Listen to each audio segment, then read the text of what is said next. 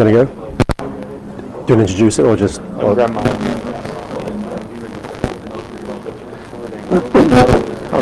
I'll start. All right, let's get things started. It's 2 o'clock. Is this thing going to be always? Is this the thing that's doing the clicking? Yeah. It was messed up for the last guy. It was. See, that's just going to be annoying for you guys more than anything else. Yeah. Let's just see if it. I'll try and stay still then. All right. Good afternoon. I'm going to stay really still. My name is Michael Howard. I'm here to talk about. I can't even believe I am doing this. I'll be honest with you. A history of the SDL. I mean, seriously? It seems like yesterday we started this stuff. It is really, really freaky. It's almost like going back to like a high school reunion or something. I mean, it's kind of really, really weird. Anyway, let me get stuck into this. So first of all, who am I? For those of you who don't know me, or those I haven't met yet, Michael Howard. There's my email address. Actually, can we dim the lights a little bit? It'd just be easier to see the. There's quite a bit of material moving on.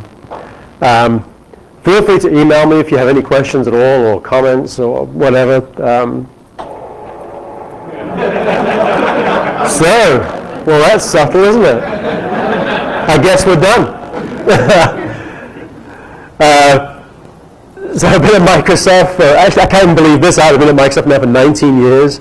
I've always been involved in security. For the longest time, it was always things like SIDs and privileges and ACLs and crypto and permissions and user tokens and desktop tokens and all that sort of crud. And then a group of us decided to focus on security as in threats.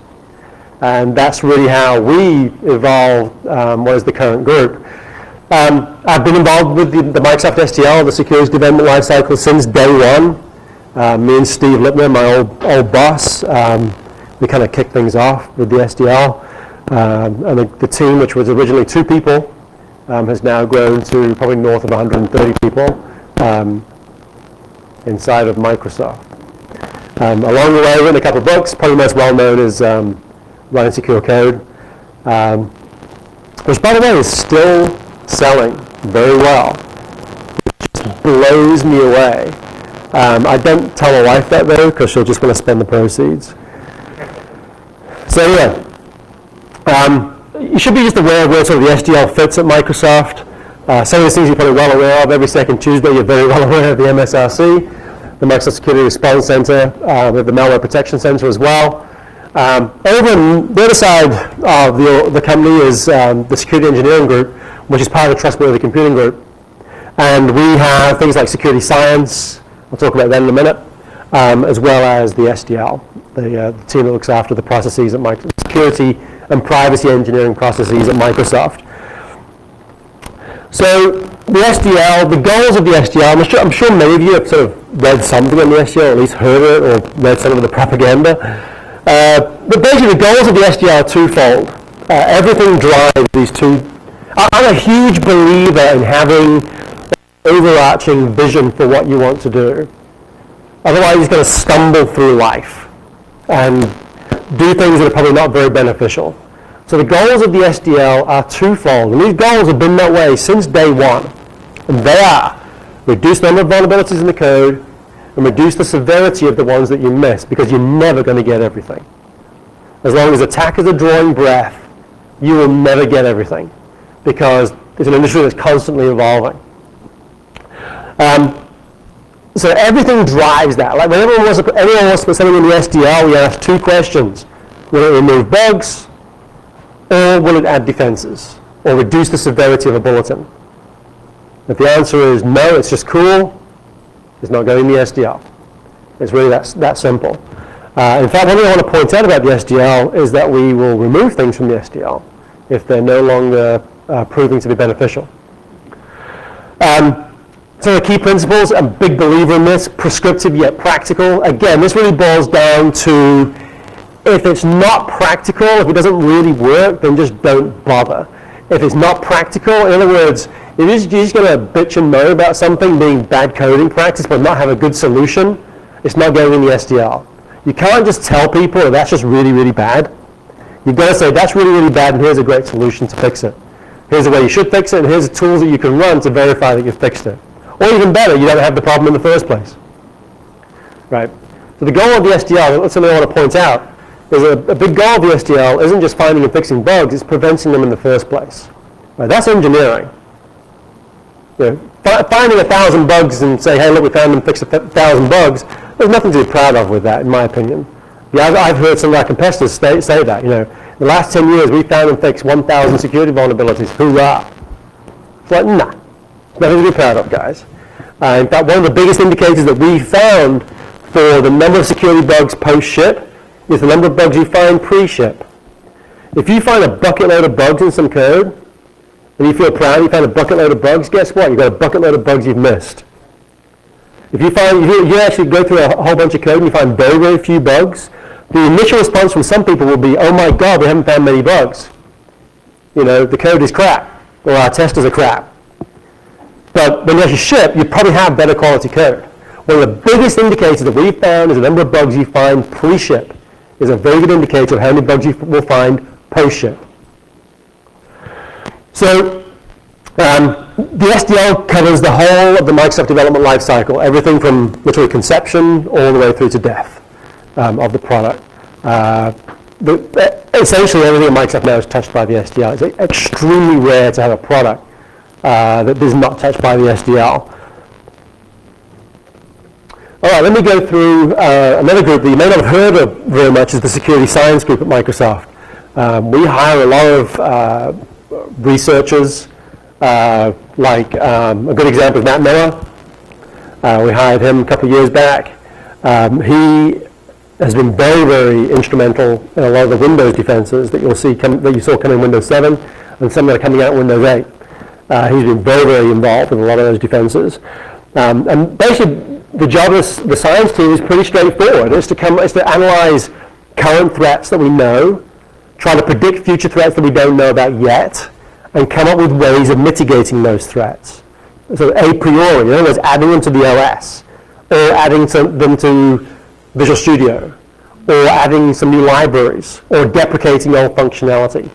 It's pretty much an open field in terms of what we do in the security science landscape. So we go through SDL, a history. Again, it seems pretty freaky doing this, actually, because it only seems like yesterday that we were doing this stuff. Microsoft has always been involved in security. We've been very, very busy since the earliest days of Windows NT with common criteria evaluations. So there's always been sort of a security focus. So a lot of this adoption of security in product groups prior to SDL there was very, very uneven. Some groups sort of got religion a lot earlier than other groups. I'll be frank, I think a lot of people would back me up on this one. I think most software vendors, and we still see this today, only start to really focus a lot on pure software security when their customers start complaining. Customers ain't complaining, just keep spoon feeding the customers, right? That's what it is. Until the customers start complaining and saying, we need you to improve your game, they're not going to improve their game. It's pretty rare. I've seen some companies do it. They've done it without customers complaining, but it's pretty rare, unfortunately. So back in the early days, it was pretty spotty. Some product groups did better than others, but on the whole, it was pretty ragged. But when I said before that, I sort of always worked in software security, but it was always like privileges and SIDs and ACLs and tokens and firewalls and crypto and all that sort of stuff. Well, that was sort of around the Windows 2000 timeframe. Just before Windows 2000 shipped, this is when our group started to grow. And so some of the stuff that we'd learned, some of it found its way into Windows 2000. But again, it was really uneven. And we know what Windows 2000 was like, right, when it comes to security, from a security standpoint. Now, what the crazy thing was, that Windows 2000 was chock full of security features. It had certificate server, it had Active Directory, it had group policy up the wazoo, right? It had it had IPsec. It had all these security technologies Therefore, it was secure. But it had many, many security vulnerabilities. And so, it's the old adage, right? Just bolting on security features is not going to make your product secure from attack. And so this is why our group has started focusing on security as in threats, not security as in security features. We'd also invented this thing called STRIDE at this point. And there's a paper that was written internally called The Threats to Our Products. And this paper was like inside Microsoft, it was like a seminal paper. And it was really just looking at what are the threats to the products? What does it mean to have a product under threat, under risk of attack? And then we started sort of codifying the methods of attack. And it was very, very rough. But that's why we invented this thing called STRIDE. So what the attacker wants to do. Spoofing, tampering, repudiation, information disclosure, denial of service, and elevation of privilege. Think of CIA, a little bit more fine-grained, and look at it from an attacker's perspective as opposed to a defender's perspective. That's essentially what STRIDE was. The joke, by the way, is that the reason why there's repudiation in there is that otherwise it would be diets, which doesn't quite, the same thing. We also invented this thing called the universal bug bar. This, I think, was one of the most important things we ever did, which was coming up with the concept of critical, important, moderate, and low severity vulnerabilities, because not all bugs are alike. A buffer overrun, people hear the word buffer overrun, and they're scared. But the thing is, if you can't get to that code at all, I was looking at some code that I wrote when I was 20 years old, and there's about 30,000 lines of C. And it's completely secure. Completely secure. Is the code great quality C code? It's not bad, but it has buffer overruns in it. It does. But the crazy thing is it's completely secure because it's not networked. It doesn't run in elevated privileges. It doesn't anything funky at all. It's a dumb game. Actually, it's a pretty cool game, actually. But it's funny because it's completely secure because it's absolutely isolated. The worst you can do is attack yourself, which is hardly exciting. So this bug bar, it was our first look at how do we define the severity of a security vulnerability. We also started doing root cause analysis. I am a massive believer in root cause analysis, and we have continued to do this to this day. Why did we make that mistake? What happened? And so what we do is, in fact, I spent, beginning of this year, I spent almost 4 months going over the last 3 years of MSRC bulletins, looking at every MSRC bulletin, getting every CVE out of each bulletin, and assigning CWEs to each of the CVEs, and doing like a little annotation to work out what the issue. I knew Joe would be happy. But but there's a reason for doing that. So I'm sort of getting ahead of myself, but I'll do it anyway. What I also did was look at all the SDL requirements and assign CWEs to those. In other words, what kinds of CWEs is that requirement meant to mitigate? And then go look at all the MSRC bulletins and say, well, what CWEs are we still having? Is there a mismatch? And this is a very, very important thing, I think, to find out what gaps we have in the SDL. Yeah, Joe. In case you've got people in the audience who don't have a clue what CVEs and CWEs are, I'll talk about the next presentation. Okay. So which room are you going to be in? The big room. So Joe Jassenbach can do the big room, CV, CWE. Common vulnerability enumeration, common vulnerability and exposures, and common weakness enumeration. So CVE is like a unique key that's given for every vulnerability, and CWE is a weakness. Like for example, memory corruption. Underneath that, there may be classic buffer overrun or integer arithmetic kind of issues. There's a way of enumerating weaknesses. But I'm a huge believer in doing root cause analysis. And if you're not doing root cause analysis of bugs that you are finding either within your own organizations or within your customers, they should be doing it. It's not rocket science, and frankly, if you don't understand the bugs that you are creating, you will never get rid of them over time. You just won't, because you don't know what the problems are. couple of years back, Hugh Thompson and I presented at RSA on this exact subject. I don't know how many of you know Hugh. He's from Bermuda. So he's pretty like laid back man. You know, he's like really sort of pretty laid back. And he's like, love your bugs. It's a really bad Hugh Thompson impression, I'm sorry. But basically he's like, love your bugs. He's like, oh, I won't quite go that far, but understand the mistakes that you're making. We also bought a company at this point called Intrinsa. And they had a tool called Prefix, which was a inter-procedural static analysis tool for C and C++.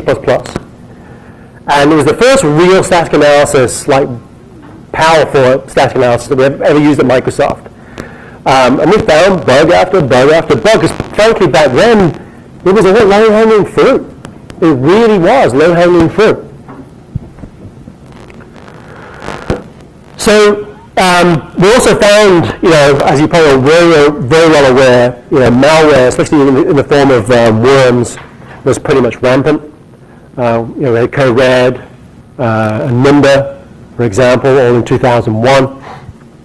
And part of this led to the trustworthy computing memo from Bill Gates.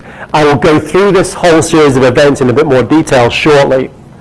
But essentially what it was Gates saying, okay, we're going to take the security and privacy stuff, and by that I don't mean features, it's going to be taken very, very seriously.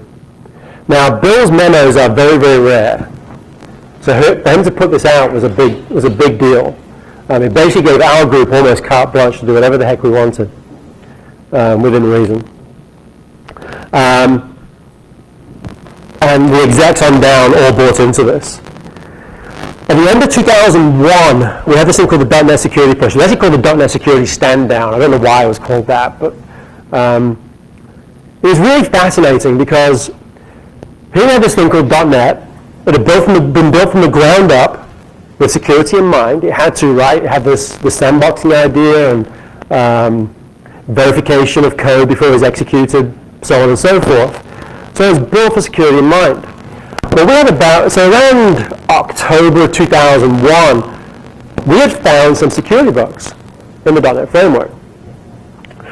So that sucks, because here we have this thing that's built with security brand spanking new, right? Version 1 product, brand spanking new. You can't even blame legacy, right? Because there was no such thing back then. The .NET framework we didn't care. There was no legacy. We found these security bugs. Like, oh crap, what do we do? Because one of our biggest indicators of bugs going forward is the bugs you're currently finding. So I thought, well, we can't ship this way. We were shipping in February the next year, 2002. So what we decided to do is a really, really gutsy move. Is the team said, we'll put everyone back through security training, everyone in the .NET Framework team, and Michael and his team will do all the education for us. Then what we'll do is all the developers, you need to go looking for these kinds of bugs. Program managers and architects, you need to go go back over your threat models again and find there's anything you've missed. Testers, you need to go doing these sorts of things. And we'll monitor the incoming bug rate. And we're done when the bug rate basically flatlines. Which is fascinating because we're shipping in February. The whole thing was going to start at the end of November and go as long as it had to go until the incoming bug rate flatlined. Problem is we had no idea when that was going to be. We had the Moscone Center booked for shipping the .NET Framework in February. So we're like, well, this is kind of gutsy, isn't it? We also know that making changes, you all know the story, right? You're always very leery of making changes this late in the game. It's the old adage, you know, you make a change to a bug, fix a bug, you can introduce more bugs. You know, you open the window to let a fly out, and 2 flies fly in. It's the old adage, right?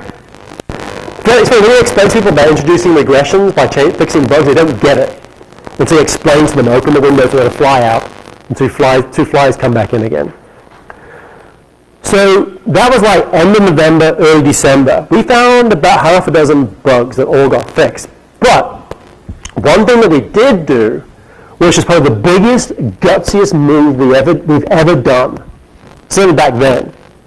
How many of you used ASP.NET before version 1, like the beta of it. Okay, you're lucky. Because back then, in the beta, ASP.NET, I'm not kidding here, ran in system context. We saw this, we're like, you ain't shipping this way. So, well, we are, because it's like, it's December, and we're shipping in February, and we've got the Moscone Center booked, and it's not a trivial change, and we're going to run all the tests, every single test again. We know all the debugging scenarios will break. We know that our third-party vendors who build on top of this and expect their debugging scenarios to work will all break. We don't care. We're security. We break stuff all the time. It's like water for ducks back. We don't care about that crap. So, and I said, look, how many users will use ASP? Like, how many people will actually touch ASP.NET applications? Billions, right? Billions of users, or millions of users, billions of page views, billions of hits. How many people will be hardcore debugging ASP.NET applications? 5 people, right? And 4 of them are in Redmond. Versus billions and billions and billions of people, right? Billions of page views versus 5 people. I'm willing to break the 5 people to protect the billions and billions and billions of page views. They got that. So we switched it out from running in system context to running in network service.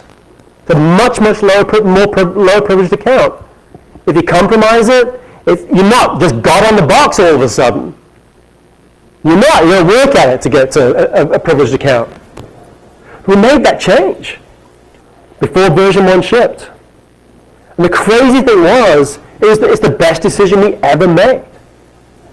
We probably would have been forced to make the decision anyway after version 1 shipped, after it had been deployed on millions of websites who then had millions of regressions because all this stuff didn't work. It was absolutely the right decision to make. Absolutely the right decision to make. We also added a new managed code attribute called allow partially trusted callers attribute, which basically took a bunch of code and said, I will allow essentially untrusted code to call me. And by default, we would not allow untrusted code to call certain managed code assemblies. So we reduced the attack surface of the .NET framework and ASP.NET substantially. There were design changes, which is exactly not the thing you want to do right before you ship, especially when you get the Moscone Center booked. So something else actually happened at this point. I forgot to talk about it. So David LeBlanc and I have been working on writing secure code. And December 8th, 2001, the first edition started coming out. The first copy started coming out, and I got my hands on a couple of copies. On December the 12th, I had a meeting with Gates. It was a one-on-one meeting for 4 hours to go through security bugs. Because he wanted to understand more about the nature of security bugs. I had like 45 slides. We covered 5 slides in 4 hours. Because all we had was question after question after question after question. That's what he's like, question after question. That's all it is, just question after question. By the way, rule number 1, if you're talking to Gates, know your stuff. Otherwise, he'll tear you apart. So it was a great meeting. I had my first copy of Writing Secure Code. I gave him a copy of Writing Secure Code. And then on the Monday, that was on Friday, on the Monday, he emailed me and said, I read the book over the weekend, absolutely loved the book, which was the lead-in when we did the second edition to get Gates to put the quote on the front of the book. By the way, and the last time we put a quote on a book was in Inside OS2 by Gordon Letwin, which I had a copy of, signed by Gordon Letwin. And his comment to me from Gordon Letwin is, thank you for saving us from ourselves. That's the comment from Letwin. Anyway, God, where the hell am I? All right, so that was end of December 2001. The Trustworthy Computer Memo came out January 2002. Then we had the Windows security push, February 2002. We're basically going to model it on the .NET Framework push because it was so successful. But again, it was completely open-ended. We had no clue when we were going to be done. We were going to be done when we flatlined on bugs. That's it. So we have 3 tracks of education for everyone in the Windows division. We have 3 tracks: developer training, design, architecture, program management training, and test training. I was in charge of the developers. I had all the developers in Windows. My colleague Jason Garms had all the PMs and designers, and Chris Walker had test.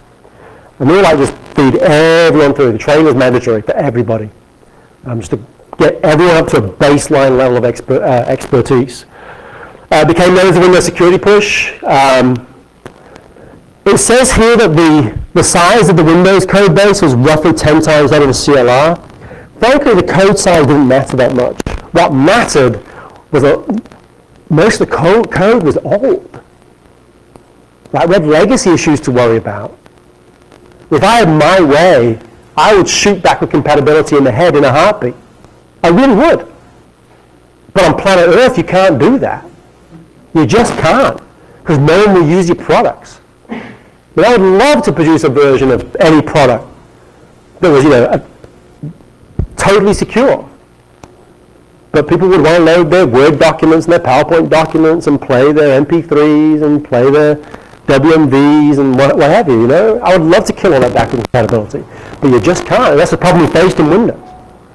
This is also we started driving our first threat modeling. It was really kind of interesting.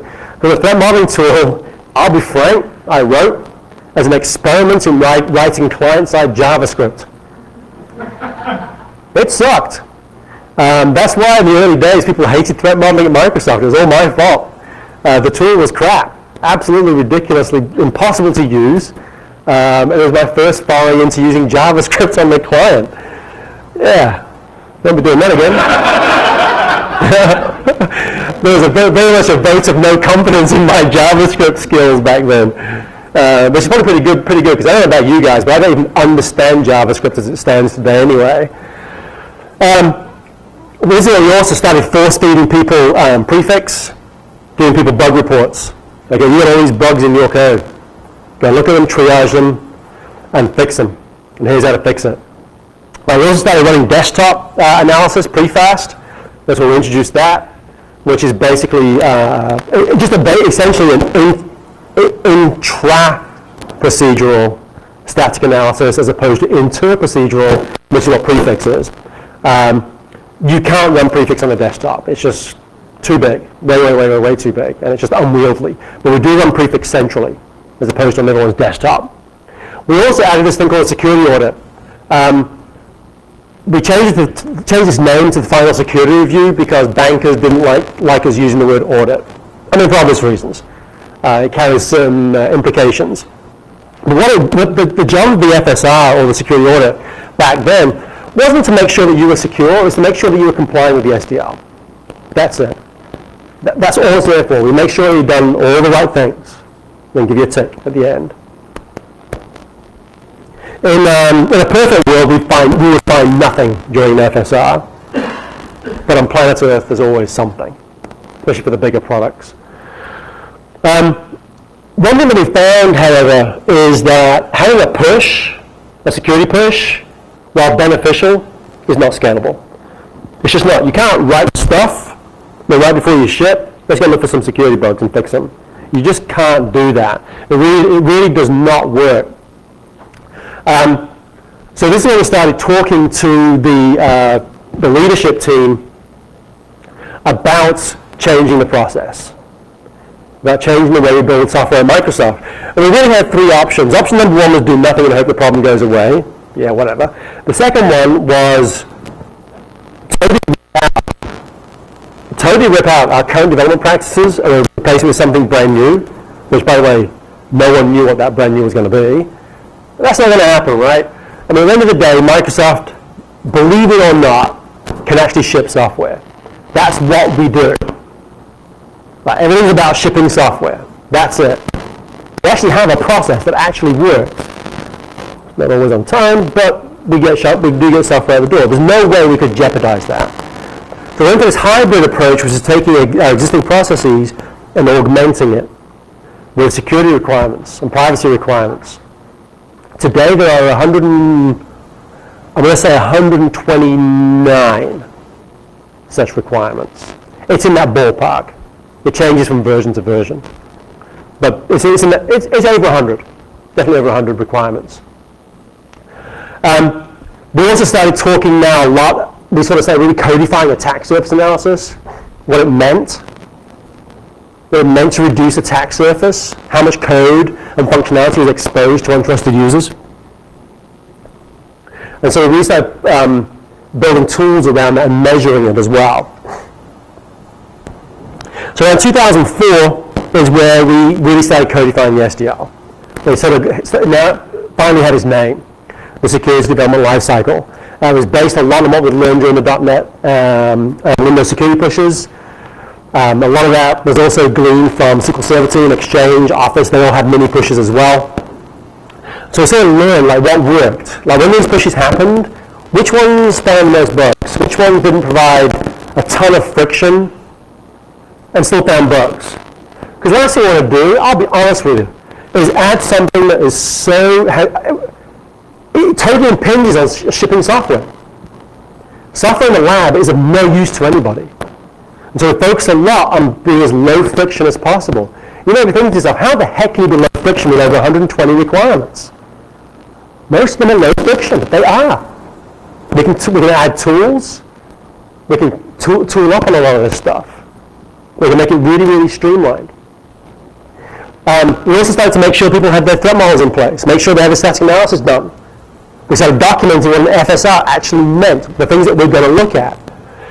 We also started to require the use of native C and C++ defenses, memory corruption defenses, stack-based buffer overrun detection, no execute, and safe exception handling. You've got to realize back then we had no ASLR, address-based layout randomization. That had to went to Windows Vista.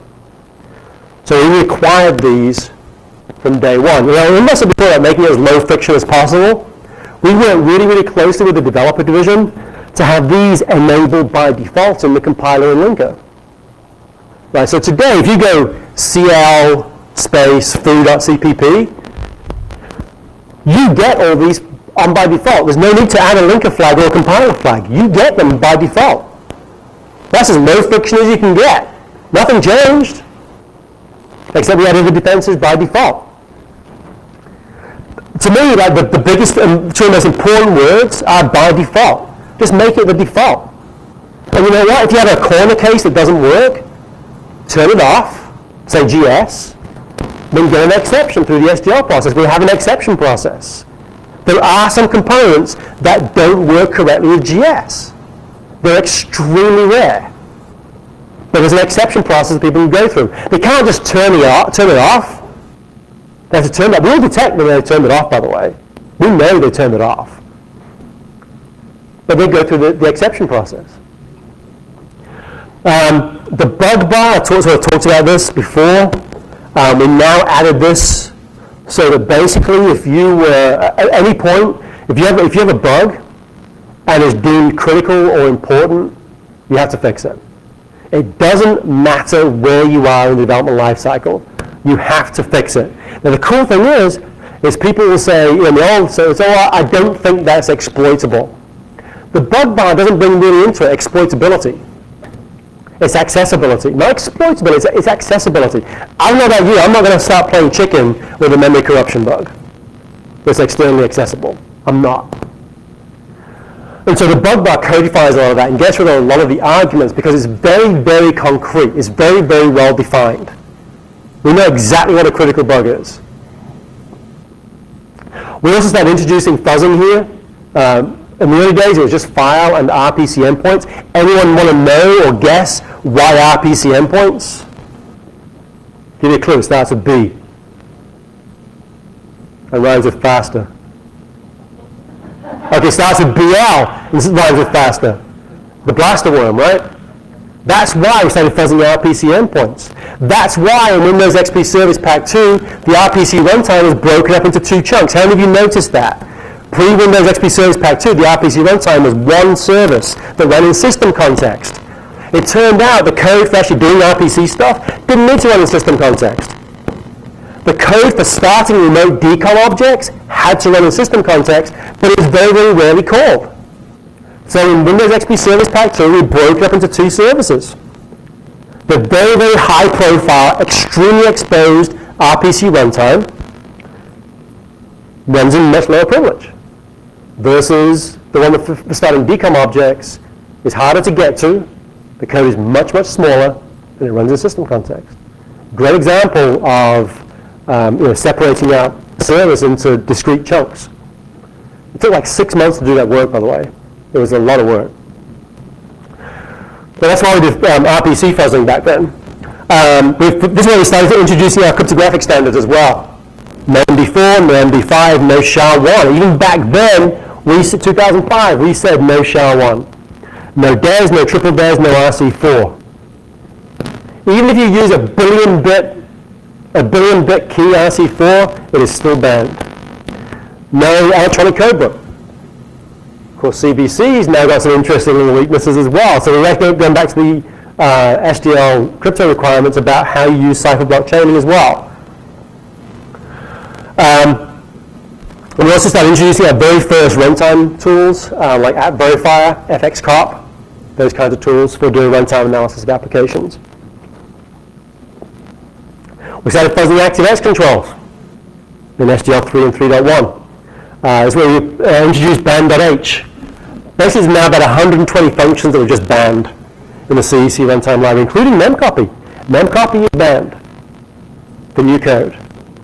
So to put this in perspective, in Windows Vista, we went through the whole of Windows Vista and removed all strcpy, strcat, strncopy, strncat, sprintf. There were no get-s's, by the way. And there's about 1/3 calls. They're all gone and replaced with safer versions.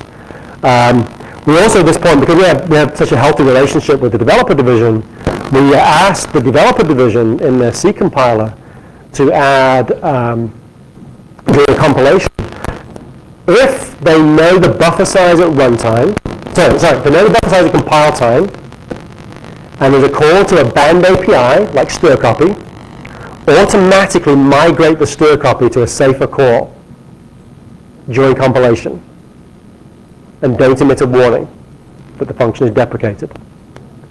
Some people don't like that because we're changing the code under the covers, but frankly, we don't care. If you don't like that, you can turn it off.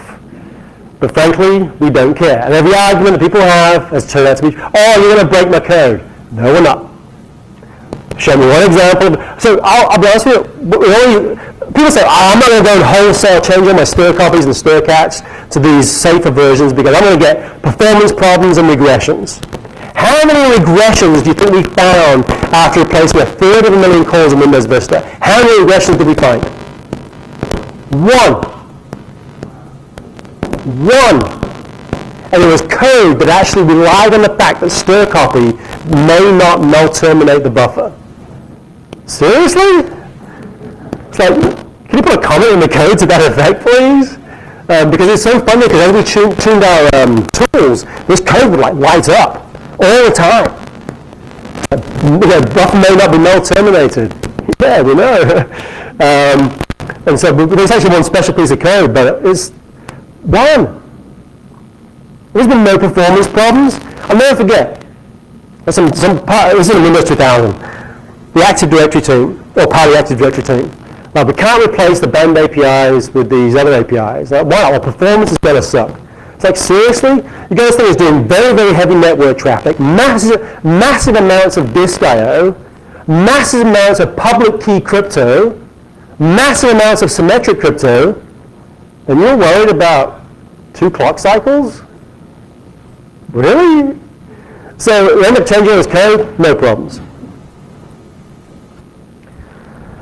So cross-site scripting is something we started addressing in SDL 3.2, server SQL injection, XML parsing. We found, how many of you are aware of those bugs back then with self-referencing DTDs?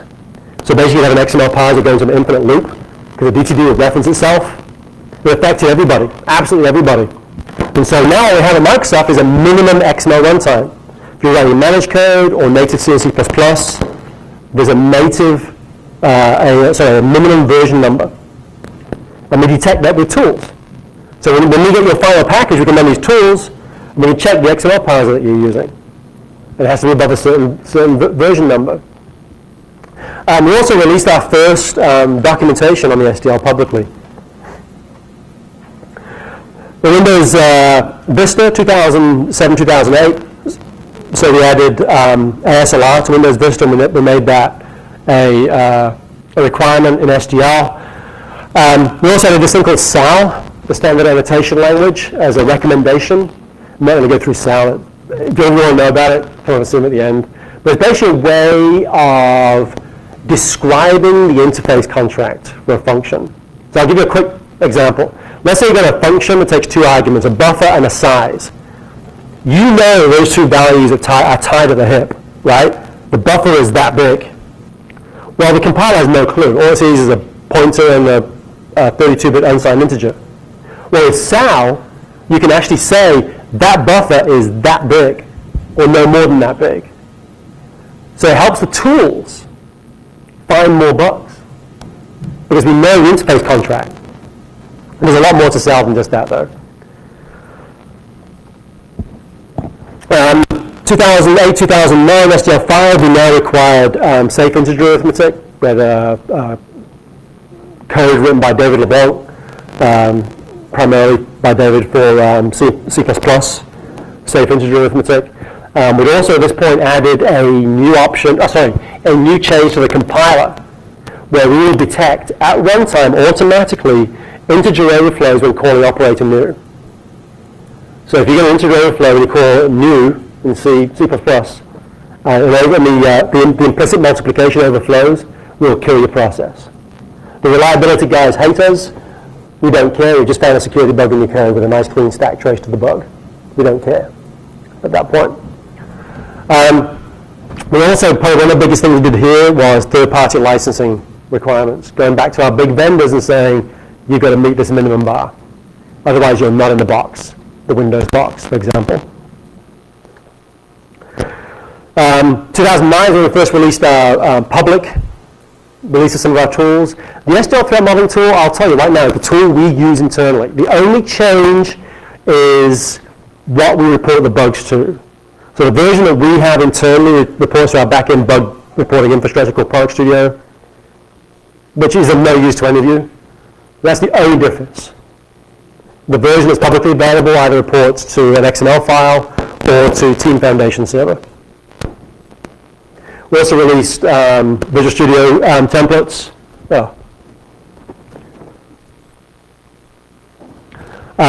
Bin scope, which is a binary analyzer, so we can make sure that you're actually complying with SDL requirements like GS, ASLR, safe exception handling, compiler version number, that kind of stuff.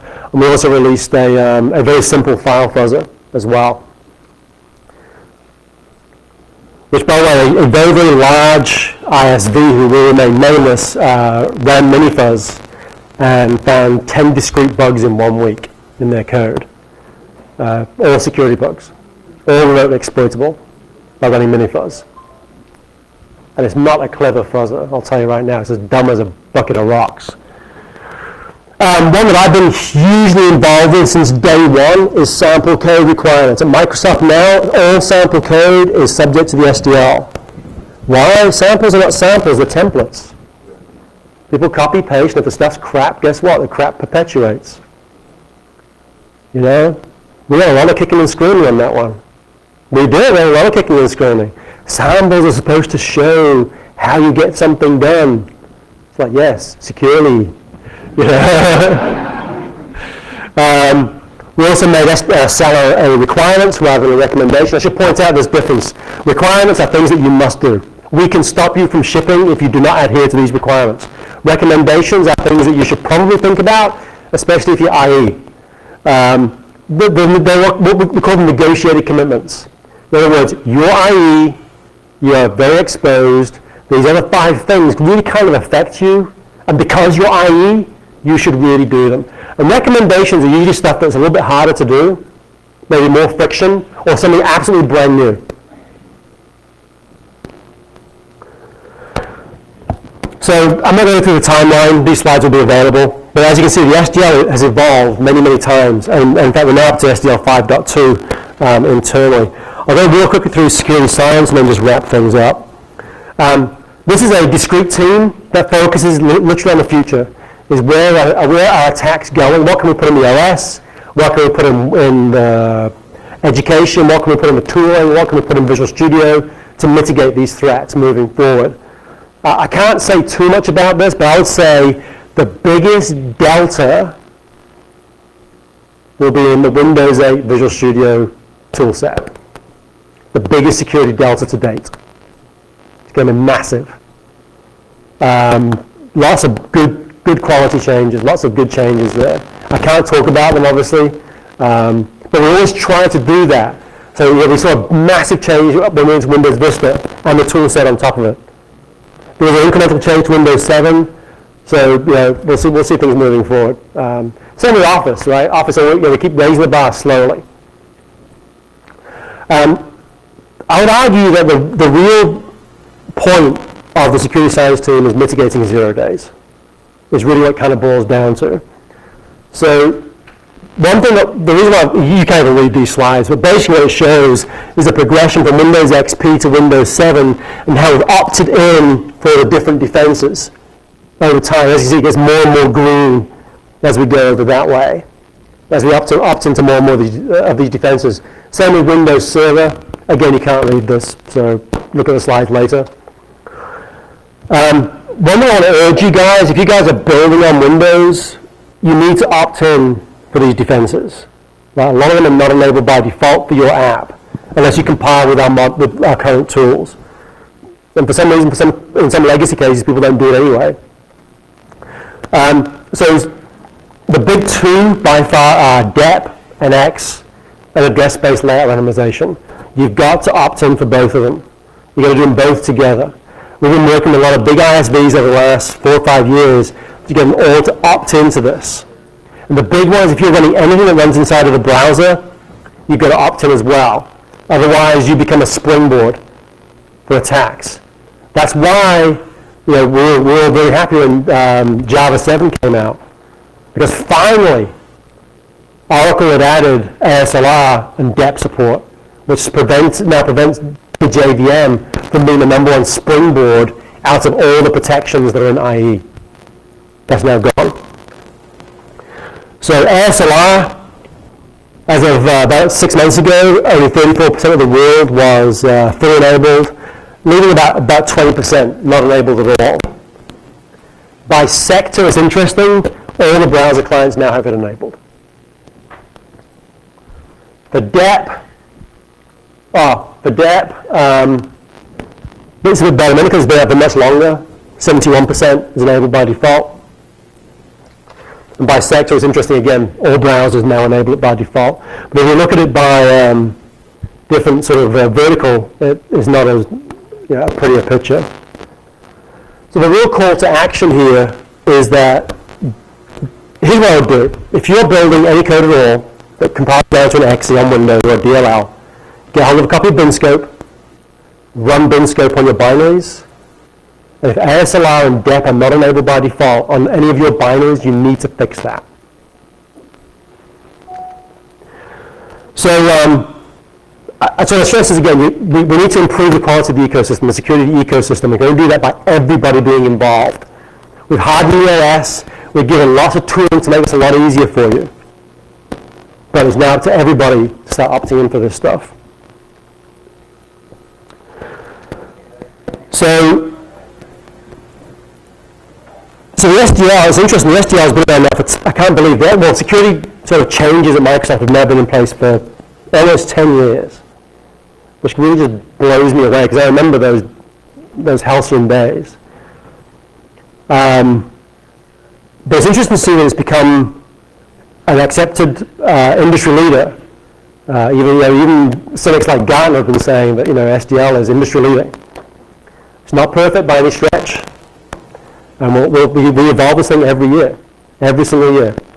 There's no SDL 5.2 stuff up there. One of the biggest things we've done is collapse a lot of the requirements to single requirements that can be measured by one tool, as opposed to like 7 requirements that are all measured by the same tool to make things easier for people. So if you have any questions, feel free to email me. It's mikehao@microsoft.com. Or his website, microsoft.com/SDL. By the way, do you know how hard it is to get like part of the microsoft.com domain to give you like part of their URI space? It's pretty hard, but we got it. So with that, I'm done. We're out of time, right? I'm milling around. If you have any questions, feel free to yell at me. Thank you very much for your time. Appreciate it.